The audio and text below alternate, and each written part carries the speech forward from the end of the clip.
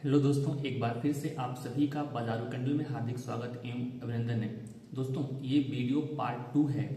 क्यों पार्ट 2 है? क्योंकि हम बात कर रहे थे हाउ टू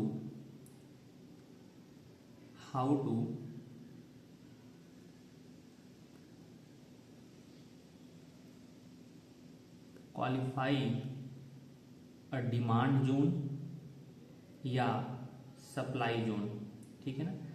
तो अगर हम डिमांड जोन और सप्लाई जोन की बात करें तो इनको क्वालिफाई करने के सेंस में हमारे पास क्या था? पहला पॉइंट ये था जो हम लोगों ने पिछले वीडियो में देखा था कि टाइम स्पेंट। दूसरा पार्ट था फ्रेशनेस ऑफ द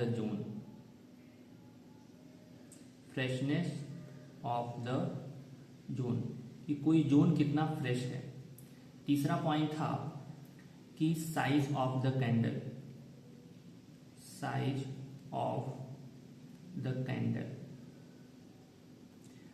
चौथा पार्ट। ये तीनों पार्ट हम लोग डिस्कस कर चुके हैं, तो इन तीनों पार्ट पर हम बात नहीं करेंगे। हम इस वीडियो में हम बात करने वाले हैं breakout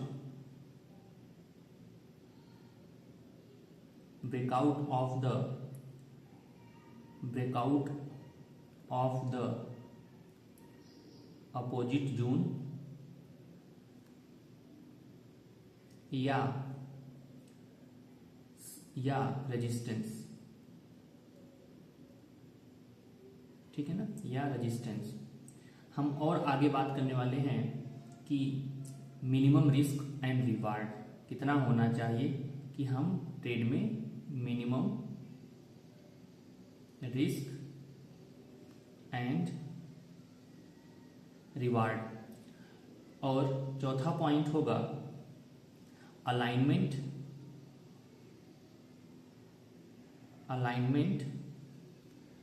of the zone with higher time frame कि हायर टाइम फ्रेम का ट्रेंड क्या है और उसी के साथ साथ इसके एंट्री टाइम फ्रेम का ट्रेंड क्या है। उसके बाद हम लोग बात करेंगे कि फ्यूचर चार्ट। ठीक है ना? फ्यूचर चार्ट अगर जिसका हम HEG लिमिटेड का चार्ट लिए हैं, अगर ये फ्यूचर में ट्रेड कर रहा है तो हम इसके फ्यूचर के चार्ट को भी देखेंगे। हालांकि ये फ्यूचर में ट्रेड नहीं कर रहा है, मैं चेक किया, मुझे चार्ट नहीं मिला, तो हम नहीं देखेंगे। अब इसके देखने का पर्पज क्या है? इसके देखने का पर्पज ये है कि इसके डिमांड और सप्लाई जोन और फ्यूचर के चार्ट के डिमांड और सप्लाई जोन अगर जितना करीब रहेंगे, जितना उनमें क्लोजनेस रहेगी, वो एरिया उतना ही स्ट्रांग रहेगा। हम इस पर अधिक समय नहीं एक्सपेंड कर रहे हैं, हम ये चीजें और बाद में देखेंगे थोड़ा, तब चीजें आपको अच्छे से समझ में आएंगी कि कैसे इसको करना है। ठीक है? तो ये वाला पार्ट हम अभी हटा दे रहे हैं। आप देखने की कोशिश करिएगा तो आपको कुछ अंतर दिखाई पड़ेगा। हम अगर फ्यूचर में कोई ऐसा चार्ट लेंगे तो जरूर अपने वीडियो अपने यूट्यूब पर अपलोड करेंगे, आप इसके लिए बेफिक्र रहिए। लेकिन जितना हम अभी ये सब सिखाए हैं ये बहुत ही आसान है, मैं बता रहा हूँ। ये बहुत इसमें टेक्निकलिटी नहीं है और आसान चीजें काम करती हैं। आप लोगों ने बहुत एक्सपीरियंस्ड ट्रेडर से देखा होगा। ठीक है? और आप बहुत ही परेशानियों से बच सकते हैं। दुनिया भर के इंडिकेटर के ट्रैप में रहेंगे तो आप अभी तक ट्रेड करके देखे होंगे कितना इंडिकेटर ने आपका साथ दिया है। इंडिकेटर से ट्रेड लेने के लिए आपको एक अच्छी साइकोलॉजी चाहिए और एक अच्छा एक्सपीरियंस चाहिए, तब जाकर के आप उसके साथ विनिंग रेशियो निकाल सकते हैं। चलिए, अब हम बात करते हैं इस कहानी में कि इतनी सारी जो कहानी है, साइज ऑफ द कैंडल हो गया, breakout of the opposite zone हो गया, मिनिमम रिस्क एंड रिवार्ड हो गया, अलाइनमेंट ऑफ द जोन हो गया, ये हम लोअर टाइम फ्रेम पर देखेंगे। ठीक है? चलिए, इसको हम हटाते हैं। अब हम इसको बारी बारी से चीजों को देखते हैं। ठीक है? अब देखिए, अगर हम चीजों को थोड़ा देखें फिर से शुरू से, हम इसी जोन की पहले प्रैक्टिस कर लेते हैं ना। इसी जोन की, यहाँ पर प्राइस नहीं आया था तो हमने पिछले वीडियो में बताया था इसे कैसे हम इसको काम करेंगे। हम इस जोन की प्रैक्टिस कर लेते हैं, तब समझ में चीजें आती हैं कि क्या होगा। जरा ये देखिए, हमने कहा था इस जोन को पकड़ते हैं, इस जोन को पकड़ते हैं। जब इस जोन को पकड़ते हैं तो इसमें क्या क्या है और क्या क्या राइट है, क्या क्या रॉन्ग है, ठीक है ना। पहला हमारे पास पहला क्या था, हमारे पास पहला था टाइम स्पेंट, कि कितना इसमें टाइम लगा है। तो इसमें 1 2 3 4 कैंडल है तो हम इसको क्रॉस कर देते हैं, ठीक है। दूसरा है कि जब इस यहां से कैंडल निकली तो उनका साइज, कैंडल का साइज क्या है, size of the candle,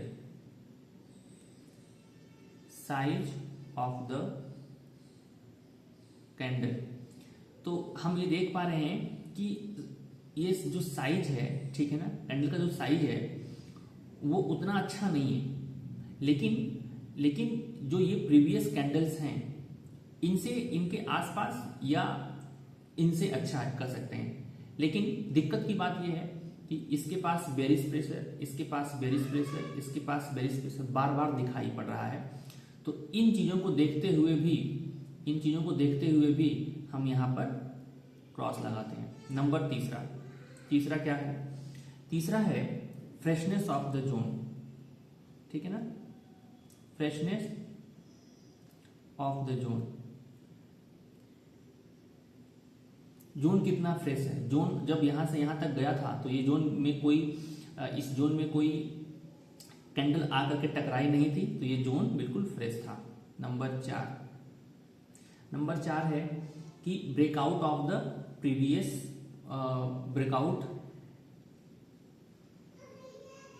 breakout of the resistance या अपोजिट जोन, ठीक है ना, या सप्लाई जोन। क्योंकि हम इसमें क्या कर रहे हैं, हम इसमें डिमांड की ट्रेड कर रहे हैं, तो अगर सप्लाई जोन तोड़ देगा, रेजिस्टेंस तोड़ देगा तो हमारे लिए प्लस पॉइंट है। अब इसमें क्या हुआ, अगर हम देखें तो यहां से डिसाइड किया गया कि मार्केट को नीचे लेके जाया जाए और इसका हाई यहां है, इसका हाई क्या है, यहां है। तो जब मार्केट यहां से निकला तो इसने इसके हाई के ऊपर क्लोजिंग दी, 1 वीक की क्लोजिंग दी। मतलब यहां पर जो बायर थे वो इतने इंटरेस्टेड थे कि इसके हाई के ऊपर तो उसने क्लोज दिया, लेकिन हाँ, इसके हाई के ऊपर तो क्लोज नहीं दिया, इसके हाई के ऊपर क्लोज नहीं दिया, लेकिन इसके हाई के ऊपर इसने क्लोज किया जहां से इसको डिसाइड किया गया था गिराने का। इसका मतलब है कि इसमें पावर तो थी और यहां पर एक इंगल्फिंग पैटर्न बना हुआ है, तो हम अपने लिए इसको प्लस देंगे, क्योंकि मुझे लग रहा है कि इसमें पावर, क्योंकि अपोजिट जोन को ब्रेक करना और एक अच्छे कैंडल से ब्रेक करना, ठीक है, तो बहुत ही स्ट्रांग माना जाता है, ठीक है ना। ये 4 हो गया। अगर हम इसको और थोड़ा सा क्लीन तरीके से लिखें तो ये मान लो हमारे पास 5 है। 5 हमारे पास क्या है, जोन हमारे पास इसमें दिखाई पड़ेगा कि मिनिमम रिस्क एंड रिवार्ड, ठीक है ना, मिनिमम रिस्क एंड रिवार्ड। तो ये हमें दिखाई पड़ेगा लोअर टाइम फ्रेम पर, मिनिमम रिस्क एंड रिवार्ड। अगर हमारे पास स्पेस होगा मूव करने का, जितना हम रिस्क ले रहे हैं उसका अगर 3 गुना हमें मिलता है, तब हम इस ट्रेड में जाएंगे, नहीं तो नहीं जाएंगे, ठीक है, नहीं तो हम नहीं जाएंगे। तो ये लोअर टाइम फ्रेम पर देखेंगे। एंट्री टाइम फ्रेम पर इसको देखते हैं, इसको एंट्री टाइम फ्रेम पर देखते हैं। तो अगर हमारे पास ये जोन वीकली टाइम फ्रेम का है तो मैं अपने लिए लेता हूं 2 घंटे का entry time frame.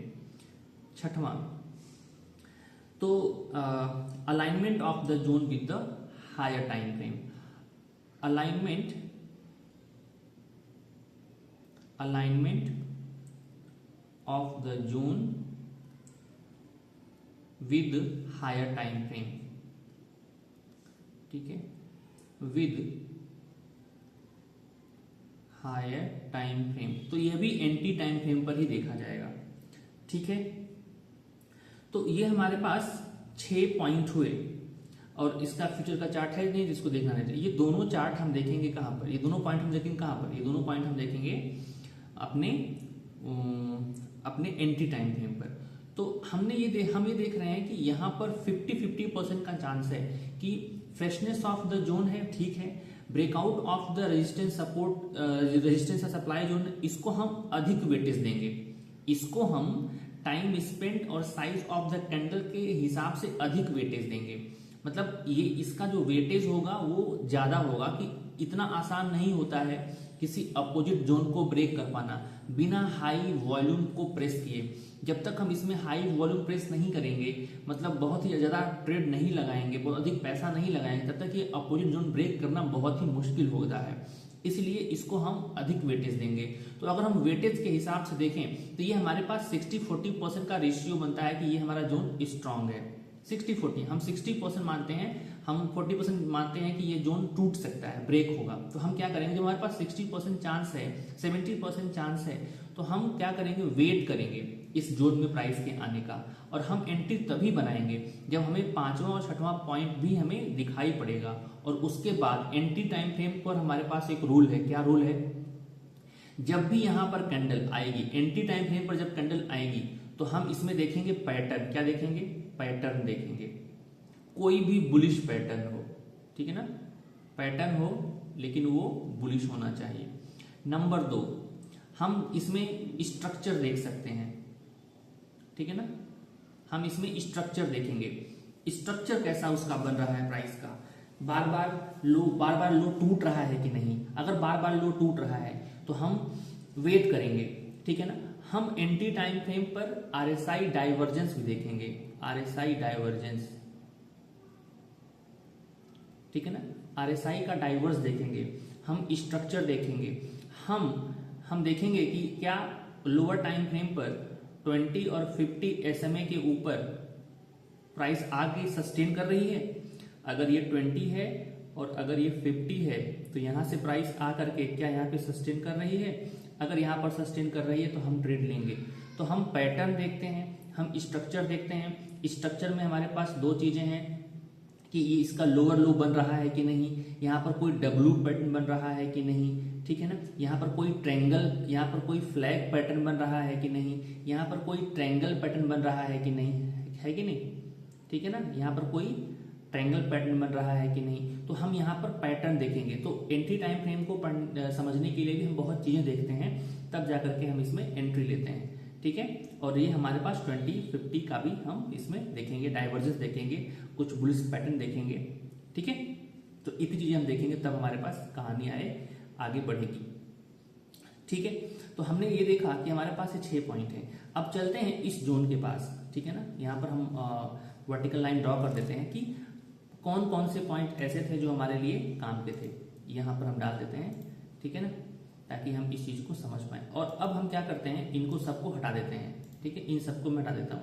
I hope ये आपको बात समझ में आ गई होगी, ठीक है। अब जरा देखिए, अब हम आते हैं अपने एंट्री टाइम फ्रेम पर। अब देखिए 2 घंटे का चार्ट है। अब हमने यहाँ पर लाइन को ड्रॉ किया हुआ है। अब यहाँ पर हम देखेंगे इसका स्ट्रक्चर क्या है, ठीक है। अब समझिए, अब ये हमको क्या समझना है, यहां से समझते हैं चीजों को। अब देखिए हुआ क्या था कि जब प्राइस यहां से चली थी, ठीक है, जब प्राइस यहां से चली थी तो उसने क्या किया, सीधा बिल्कुल सीधा वर्टिकल लाइन पर इसने अपने लो को ब्रेक किया, इससे ये प्रूव होता है कि इस जोन में, ठीक है ना, इस जोन में सेलर्स प्रेजेंट हैं। इससे ये प्रूव होता है क्योंकि लो टूटा है, मतलब यहां पर सेलर्स में जान लगी है, तभी ये लो टूटा हुआ है। और खासकर यहां पे देखिए, यहां पर डिमांड जोन बना था 2 घंटे के टाइम फ्रेम पर। इस डिमांड जोन को ब्रेक करने के लिए यहां पर बहुत सारा वॉल्यूम प्रेस हुआ, उसके बाद फिर मार्केट नीचे बढ़ा। इस स्ट्रक्चर को तोड़ने के लिए यहां पर बहुत अच्छा वॉल्यूम प्रेस हुआ और तब जाकर के लो टूटा हुआ है। मतलब यहां पर एक हमारे पास कौन कौन से सप्लाई जोन होंगे, मैं आपको बता दूं तो हमारे पास एक ये सप्लाई जोन होगा, ठीक है, एक हमारे पास ये सप्लाई जोन होगा, ठीक है। और ये सप्लाई जोन उतना बढ़िया है नहीं, मुझे ये दिख नहीं रहा उतना अच्छा सप्लाई जोन, क्योंकि ये नीचे भी ट्रैप किया हुआ, ऊपर भी ट्रैप किया हुआ, बीच में 4 कैंडल है, बहुत अधिक टाइम एक्सपेंड किया हुआ है। तो हम और ऊपर से हमारे पास इतना अच्छा हम इसको नहीं मानते हैं, लेकिन हमको अच्छा मानने पर मजबूर ये कर रहा है कि इसने क्या किया है, अपोजिट जोन को ब्रेक किया है। इस जोन ने इस डिमांड जोन को 2 घंटे के टाइम फ्रेम पर ब्रेक किया है। तो हम मेरे लिए ये इंपॉर्टेंट तो होगा, ऑब्वियस सी बात है। ये इसको हम मार्क कर देते हैं। और यहाँ पर पहले क्या हुआ था, प्राइस आई थी, यहाँ पे सपोर्ट ली, फिर यहाँ गिरी, फिर यहाँ से जा करके ऐसे हुआ। तो ये हमारे पास एक SR फ्लिप हुआ, तो इसलिए ये हमारे पास जोन बहुत इंपॉर्टेंट है। तो यहाँ पर हम एक मार्क कर देते हैं कैंडल, ठीक है, तब हम चीज़ों को समझते हैं। सॉरी, कैंडल क्या मार्क करते हैं, लाइन मार्क कर देते हैं।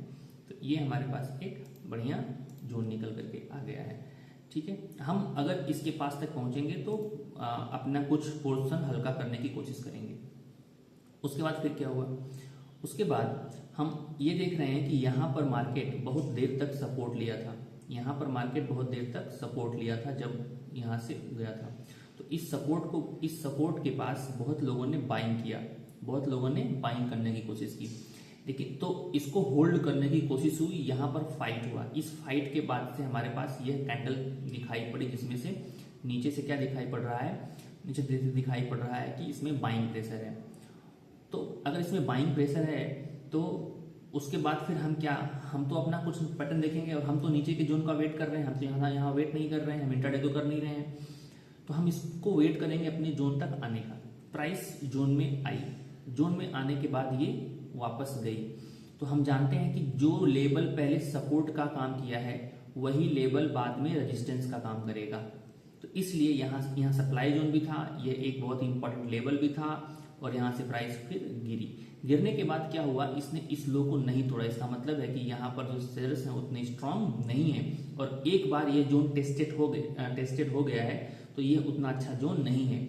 इसलिए जब मार्केट यहाँ दोबारा आएगा तो हम ट्रेड लेने से बचेंगे सेलिंग का। और जोन के पास ध्यान रखिए, ये वीकली का डिमांड जोन है, ध्यान समझिए, ये वीकली का डिमांड जोन है, ठीक है ना। तो वीकली के डिमांड जोन के पास सेलिंग नहीं करते हैं। हालांकि यहाँ पे सेलिंग चल गई है, बट सेलिंग नहीं करते हैं, डिमांड सेलिंग ऊपर करते हैं, नीचे नहीं करते हैं डिमांड जोन के पास, अदरवाइज बहुत तगड़ा झटका लग सकता है, अवॉइड करते हैं, ठीक है ना। इसमें काम कर गया है तो आपको समझ में आ रहा होगा, कास्ट कर देते तो हो जाता, बट ऐसा नहीं करते हैं। फिर उसके बाद फिर से यहाँ पर 50 के मूविंग एवरेज से ये 20 का मूविंग एवरेज से प्राइस टकरा करके फिर से गिरने के बाद इसने क्या किया, इस लो को भी नहीं ब्रेक किया, ठीक है, इस लो को भी नहीं ब्रेक किया। इसका मतलब ये हुआ, अब ये जो जोन है वो 2 बार टेस्टेड है।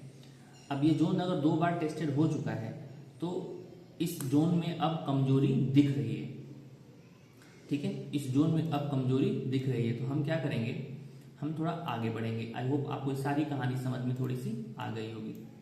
अब हम इसमें आगे बढ़ेंगे, ठीक है, इसको मैं हटा दूं अगर, तो बाद में हम इसको ड्रॉ कर लेंगे। चलिए अब देखिए, तो हमारे पास ये सप्लाई जोन था, ये सप्लाई जोन 2 बार काम किया, लेकिन इस सप्लाई जोन में इतनी ताकत नहीं है कि वो इसके लो को तोड़ सके, ठीक है।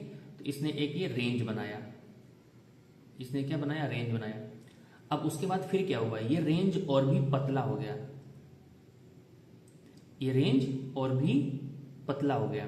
पहले रेंज इतना था, देखिए प्राइस कर क्या रही है, ये सब ऑब्जर्व करना पड़ेगा। ये सब पहले उसने क्या किया, 2 टच यहां दिया और 2 टच 3 टच यहां दिया। जब तीसरा टच हुआ तो उसने क्या किया, प्राइस ऊपर नहीं जाने दिया, प्राइस ऊपर नहीं गई, प्राइस कॉन्ट्रैक्ट कर गई। इसका मतलब ये हुआ कि प्राइस अब ब्लास्ट होने वाली है, क्योंकि जैसे जैसे कैंडल दबती है, मतलब प्रेस होती है, ठीक है ना, कैंडल जैसे जैसे दबती है, ठीक है ना, यहां से चाहे नीचे का मूव चाहे ऊपर का मूव बहुत ही तगड़ा आता है। लेकिन हम कहाँ हैं, डिमांड जोन के पास। हमारे पास एक बायसनेस है कि जो भी मूव आएगा वो ऊपर की तरफ का आएगा, ठीक है।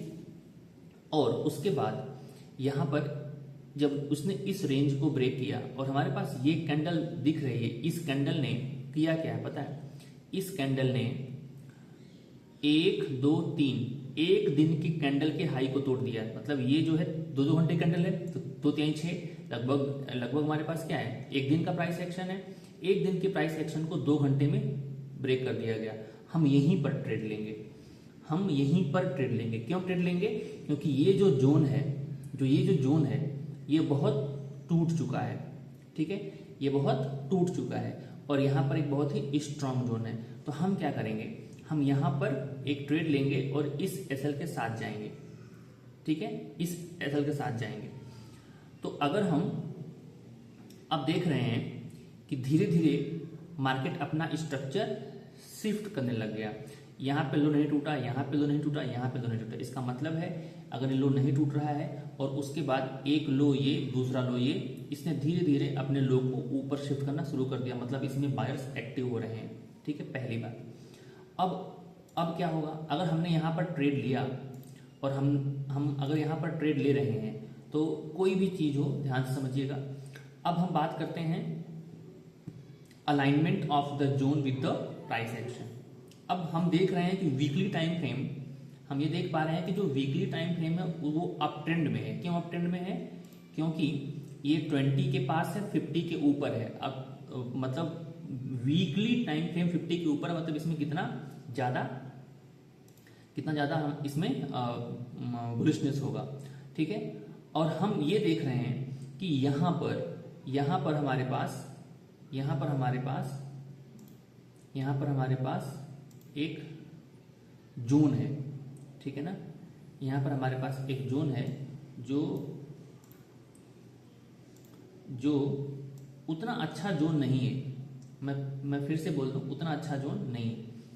लेकिन हमें क्या मिला, अगर मैं यहाँ ट्रेड ले रहा हूँ, ठीक है ना, और इस कैंडल के लो के नीचे थोड़ा सा बफर दे करके स्टॉप लॉस ले रहा हूँ, तो ये लगभग 2:3 का क्या किया, 2:3 का ट्रेड दिया है, लगभग 2:3 का है। तो ये स्विंग ट्रेडिंग 1:2 का बहुत ज़्यादा अच्छा होता है, इसमें कोई बात नहीं है। 1:2 का है तो 1:2 में बहुत अच्छा होता है। अगर आपने 5,000 का लॉस लिया तो आपको 10,000 यहाँ पर मिला हुआ है, ठीक है। अगर आपने यहाँ पर 5,000 रुपये का लॉस लिया हुआ है तो यहाँ पर आपको ये, मतलब अगर मैं परसेंटेज वाइज देखूँ तो कितना परसेंट आपने दिया है अपने पूरे एंट्री अकाउंट का। अगर मैं यहाँ पर ट्रेड ले रहा हूँ तो हमने 4% दिया है, और हमने 11% लिया है, ठीक है ना। तो 4 दूनी 8, ऐसे 2 टाइम्स आराम से हो गया ना। तो हमें 1:2 का मूव दिखा तो हमने एंट्री किया, लेकिन क्या हम अभी निकल जाएंगे? बिल्कुल नहीं। ये वीकली टाइम फ्रेम बहुत ही स्ट्रांग है। अगर ये वीकली टाइम फ्रेम के पास से कैंडल जाना शुरू किया है तो हम इस केस में क्या करेंगे, जब हम यहाँ 1:2 चले जाएंगे तो हम क्या करेंगे, अपना हाफ प्रॉफिट बुक कर लेंगे, और हाफ प्रॉफिट बुक करने के बाद हम अपने एसएल को छोटा भी करेंगे, या फिर छोटा करना ज़्यादा बेहतर होगा, हम अपने एसएल को छोटा भी करेंगे, या हम कॉस्ट टू कॉस्ट, या आपकी सोच और समझ के ऊपर है, कॉस्ट टू कॉस्ट ला करके अपना एसएल को रख देंगे। अब उसके ऊपर ये जितना जाता है उतना जाए, मुझे कोई फर्क नहीं पड़ता। क्यों? क्योंकि मैंने इस एंट्री से कुछ पैसे बनाए हैं, ये हमारा यहाँ पे लॉजिक है, और हमें तभी ट्रेड में होल्ड करने का कन्विक्शन मिलेगा, ठीक है। क्योंकि ये चार्ट बना हुआ है तो हमें देखना आसान लग रहा है, बट इतना आसान है नहीं। तो हमने देखा था ये जो सप्लाई जोन था, ये इतना अच्छा सप्लाई जोन है नहीं, लेकिन फिर भी इसने प्राइस को होल्ड किया और प्राइस को कुछ हद तक नीचे लेकर के आया। अब जरा देखिए हुआ क्या। अब अगर हम इसमें एंट्री बना लिए हैं, ठीक है, हम इसमें अगर एंट्री बना लिए हैं, जरा अब चीजों को देखिए।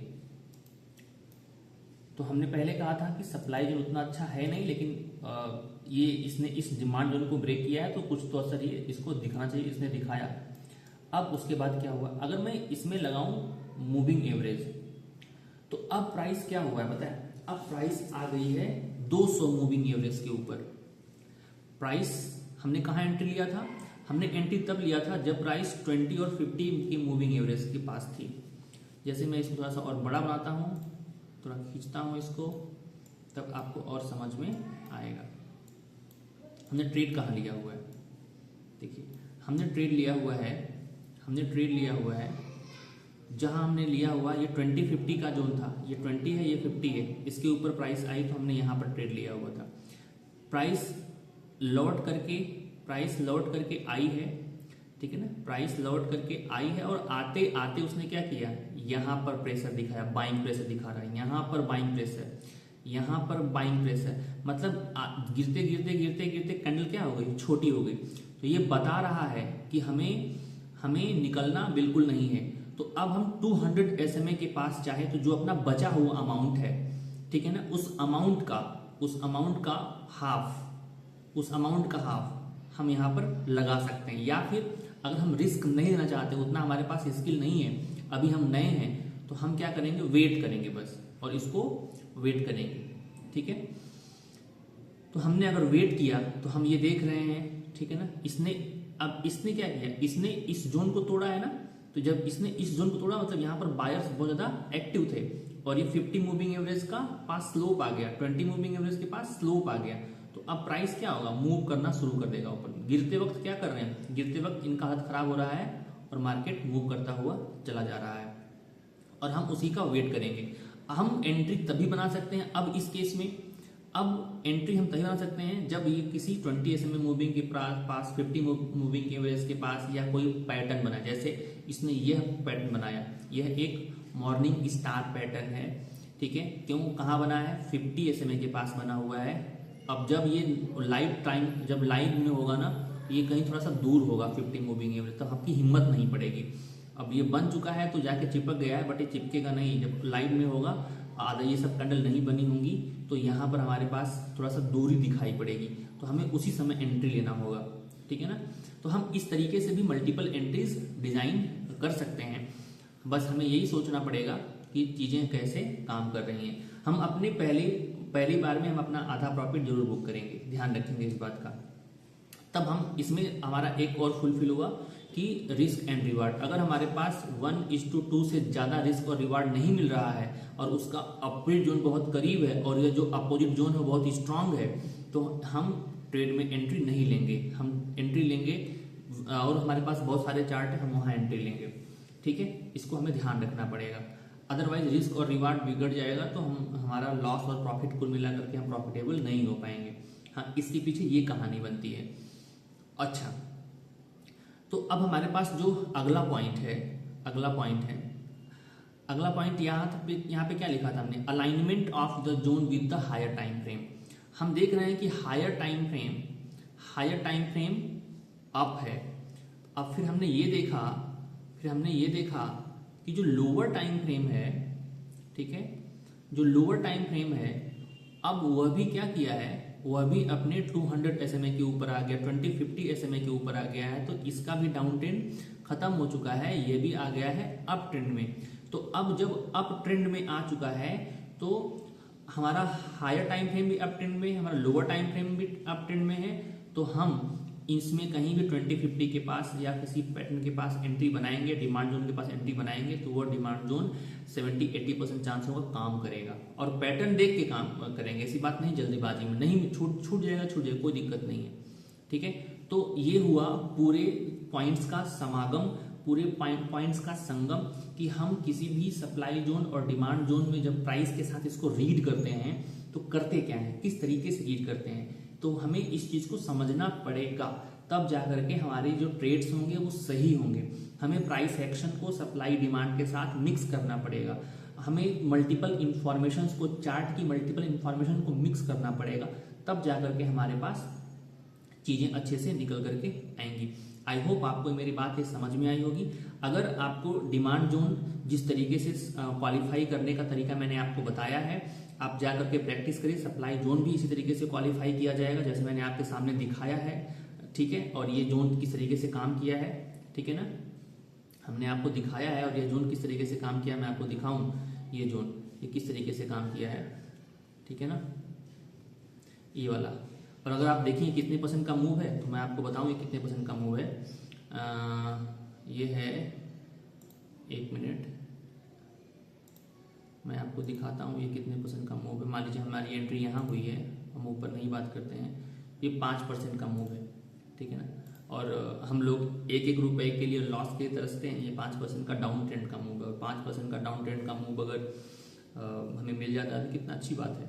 ठीक है, अगर आपको वीडियो पसंद आई तो चैनल को सब्सक्राइब करें, वीडियो को लाइक करें, शेयर करें, कमेंट करें, और हमारे साथ बने रहें। इसी तरीके से हम लोग सीखते रहेंगे। और अभी इसमें कुछ वीडियोस बाकी हैं इस कोर्स में, बहुत ही आसान है, इसमें हम इंडिकेटर बहुत ही मिनिमम यूज़ करते हैं, कोई ऐसी हाई फाई यहाँ बात नहीं होती, बहुत सिंपल चीज़ें हैं और सिंपल चीज़ें काम करती हैं। हम आपको जरूर दिखाएंगे। थोड़ा सा हम अपने काम में बिजी रहते हैं और लाइव मार्केट में जाकर के आपको अपडेट नहीं कर दे पाते हैं, इसके लिए माफ़ी, बट इन फ्यूचर मैं आपको ऐसा जरूर करूँगा, ये हमारा पूरा प्रयास है। Thank you.